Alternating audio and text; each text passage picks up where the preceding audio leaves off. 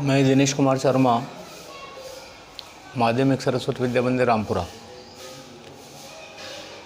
पिछले कालांश में केंद्र सरकार में सरकार के अंग और लोकसभा के बारे में कुछ हमने अध्ययन किया था। आज संसद का दूसरा सदन, जिसको हम राज्यसभा के नाम से जानते हैं, उसके बारे में जानकारी प्राप्त करेंगे। राज्यसभा संसद का स्थायी सदन कहा जाता है क्योंकि राज्यसभा लोकसभा की भांति भंग नहीं होती। राज्यसभा के चुनाव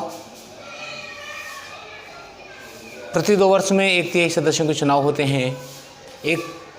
प्रति 2 वर्ष बाद 1/3 सदस्य रिटायर होते हैं और उनके स्थान पर नए सदस्य आ जाते हैं। लगातार चलने वाला ये क्रम, इसलिए राज्यसभा को स्थायी सदन कहा गया है। राज्यसभा में कुल सदस्य संख्या 250 होती है। इन 250 में से 12 सदस्य महामहिम राष्ट्रपति के द्वारा मनोनीत किए जाते हैं। ये जो 12 सदस्य हैं, ये अपने क्षेत्र में, किसी भी क्षेत्र में, चाहे वो अर्थशास्त्र होगा, चाहे वो कृषि का क्षेत्र होगा, चाहे वो संगीत का क्षेत्र होगा, चाहे वो लेखन का क्षेत्र होगा, चाहे वो साहित्य का क्षेत्र होगा, चाहे वो खेल का क्षेत्र होगा, किसी भी क्षेत्र में वो विशेष योग्यता रखता है, ख्याति प्राप्त व्यक्ति है, तो उसको राष्ट्रपति, महामहिम राष्ट्रपति मनोनीत कर सकते हैं। 12 सदस्यों को मनोनीत करने का अधिकार राष्ट्रपति के पास सुरक्षित रहता है।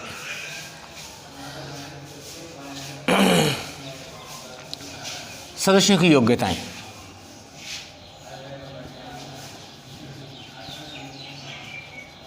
योग्यताओं की यदि हम बात करें तो जैसा हमने लोकसभा में अध्ययन किया था, उस समय हमने अध्ययन किया था कि वो भारत का नागरिक हो, ये समान है, वो भारत का नागरिक हो। पहली योग्यता। दूसरी योग्यता, उम्र के बारे में हमने लोकसभा के समय अध्ययन किया था। वहाँ 25 वर्ष उम्र मानी गई थी, यहाँ 30 वर्ष उसकी न्यूनतम आयु होनी चाहिए। तीसरी योग्यता जो हमने अध्ययन की थी, वो अध्ययन की थी लाभ के पद पर काम नहीं करना होना चाहिए, लाभ के पद पर कार्यरत नहीं। चौथी योग्यता थी दिवालिया या पागलपन, दिवालिया या पागल नहीं होना चाहिए।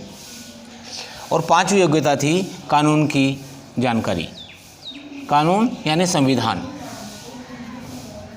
संविधान की जानकारी। ये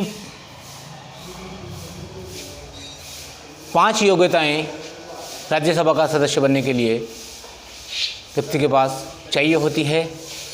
लोकसभा सदस्य बनने के लिए जनता के द्वारा प्रत्यक्ष मतदान होता है, जबकि राज्यसभा का सदस्य बनने के लिए लोकसभा और राज्यसभा के सांसद और राज्य विधानसभाओं के सदस्य मिलकर राज्यसभा के सांसदों का चुनाव करते हैं। थोड़ा सा आगे चलते हैं। आगे चलने के बाद ये दोनों सदन, जो लोकसभा और राज्यसभा है, ये संसद कहलाती है। तो संसद के पास क्या क्या शक्तियां विद्यमान हैं? संसद की शक्तियां।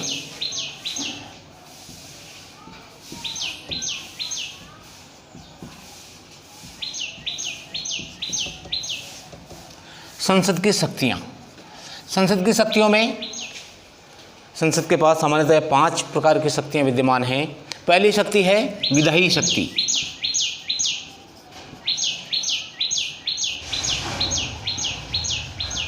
विधायी शक्ति का आशय है संसद के पास कानून निर्माण करने की शक्ति निहित है। हम सब जानते हैं, कानून का जो निर्माण होता है, लोकसभा के पटल पर सबसे पहले अध्यादेश रखा जाता है। लोकसभा उसको चर्चा करती है। चर्चा के बाद वो बहुमत से पारित होता है। पारित होने के बाद राज्यसभा में जाता है। यही प्रक्रिया अपनाई जाती है, यानी चर्चा होती है, पारित होता है। पारित होने के बाद महामहिम राष्ट्रपति के समक्ष हस्ताक्षर के लिए जाता है। यदि महामहिम राष्ट्रपति उस पर हस्ताक्षर कर देते हैं तो वो कानून बन जाता है। यदि नहीं करते हैं तो वापस लोकसभा में लौट कर आता है और चर्चा होती है, बहुमत से पारित होता है, राज्यसभा में जाता है, चर्चा होती है, बहुमत से पारित होता है और राष्ट्रपति के पास जाता है। राष्ट्रपति महोदय यदि दस्तखत करते हैं तो कानून बनता है, नहीं करते हैं तो 14 दिन बाद ये अध्यादेश अपने आप कानून में परिवर्तित हो जाता है। कहने का आशय ये कि संसद के पास विधायी शक्ति विद्यमान है। दूसरी शक्ति, संविधान संशोधन की शक्ति। संविधान संशोधन, संसद के पास संविधान में संशोधन, यदि कोई कानून ऐसा बन गया जो देश की जनता के हित में नहीं है, किसी प्रदेश की जनता के हित में नहीं है, आम व्यक्ति के हित में नहीं है, तो उसमें संशोधन करने का अधिकार संसद में निहित है। तीसरी जो शक्ति है वो शक्ति है वित्तीय शक्ति।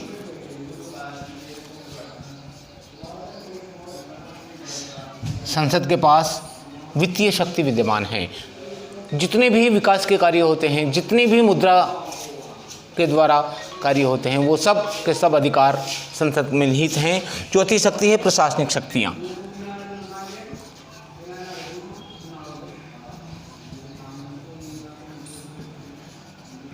देश का प्रशासन संसद के निहित होता है। सारा का सारा जो प्रशासन चलता है, सारी की सारी जो नीतियाँ बनती है वो संसद में निहित हैं, इसलिए संसद के पास प्रशासनिक शक्ति हैं। अन्य शक्तियों में संसद राष्ट्रपति और उपराष्ट्रपति का चुनाव अपने सदस्यों के बीच करती है, यानी संसद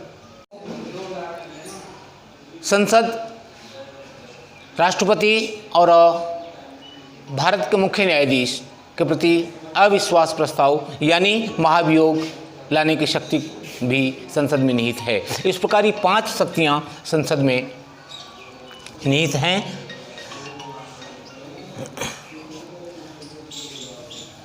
लोकसभा की जो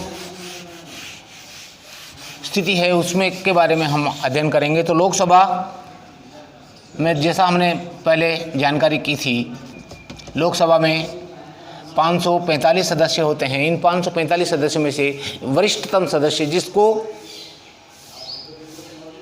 कानून की बहुत अच्छी जानकारी है, वो लोकसभा अध्यक्ष चुना जाता है। अध्यक्ष के कार्य, लोकसभा अध्यक्ष के कार्य,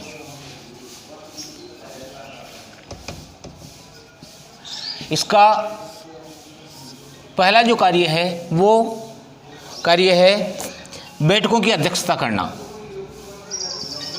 बैठकों की अध्यक्षता करना।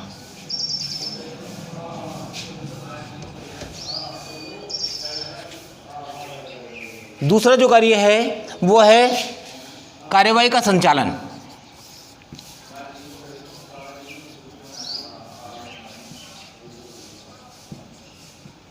तीसरा जो कार्य है इसका समय निर्धारण करना।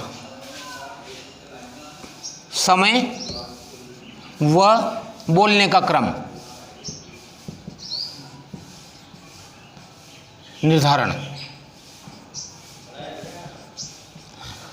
चौथा काम है कोई विधेयक धन विधेयक है या नहीं, कोई भी विधेयक धन विधेयक है या नहीं, इसकी जांच करना, इसको घोषित करना। और पांचवा काम है